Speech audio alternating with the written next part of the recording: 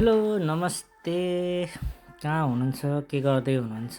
स्वस्थ रहनुहोस्, व्यस्त रहनुहोस्। मौसम चिसो चिसो छ है। आज चाहिँ म रूपन्देही तिरुतमा 14मा रहेको नन्दा भाउजू तालमा दाइलाई र मामाहरूलाई लिएर चाहिँ म घुम्न जाँदैछु। म फर्स्ट टाइम गएको, नजिकै छ, खासै टाढो पनि छैन, तर चाहिँ आज म चाहिँ फर्स्ट टाइम घुम्न गएको। घुम्दै फिर्दै अनि 4 वर्षपछि चाहिँ दाइसँग चाहिँ भेट भएको। दाइ आउनु भएको छ भेटघाट गर्न। त्यही भएर यसो चिसो चिसो मौसम दाइलाई लिएर चाहिँ हामी म चाहिँ रूपन्देही तिलोत्तमा 14मा रहेको नन्दा भाउजू ताल जाँदैछु है। यो चाहिँ भाउजू ताल हो। यो अर्को चाहिँ नन्दा, यो चाहिँ भाउजू ताल।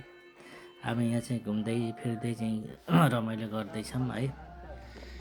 म तपाईँहरूलाई सबै देखाउँछु तालहरू हैन। दुईटा चाहिँ ठुल्ठुला तालहरू छ। गहिरो लगभग गहिरै छ। कतिपय चाहिँ एक्सिडेन्टहरू यहाँ चाहिँ भइराखेको छ। बेला बखतमा चाहिँ यो तालहरूमा चाहिँ मान्छे डुब्ने त्यस्तो हुन्छ। केयरलेस गऱ्यो भने एकदम चाहिँ अब केयरफुल भएर चाहिँ स्विमिङ पनि गर्छन् होला, तर चाहिँ केयरफुल जान्नेहरूले हैन। चाहिँ म त चाहिँ फर्स्ट टाइम आएको, अब स्विमिङ गर्ने कुरो भएन यो चिसो मौसममा। खासै चाहिँ पानी छैन, पानी चाहिँ धेरै छैन।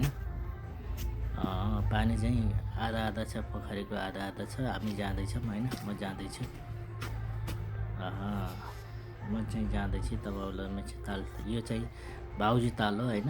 हेर्नुहोस् लगभग यो ठुलै छ, तपाईँले देख्न सक्नुहुन्छ जङ्गलको बिचमा होइन। यहीँको लोकल चाहिँ बासिन्दालाई सोध्दैछौँ यो ताल के हो कसो भनेर मैले सोध्दैछु। लगभग चाहिँ यसमा चाहिँ गहिरै छ भन्नुहुन्छ उहाँले।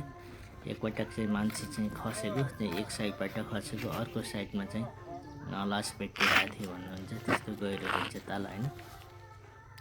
अब चाहिँ म तपाईँलाई चाहिँ नन्दा भाउजू तालमा लगेर जान्छु। यता चाहिँ नन्दा भयो, यो चाहिँ म चाहिँ भाउजू तालमा लगेर जान्छु होइन।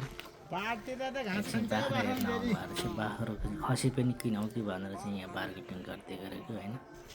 मामा हिँड्नु भएको छ अगाडि अगाडि। यो चाहिँ नन्दा, यो चाहिँ भाउजू ताल हो।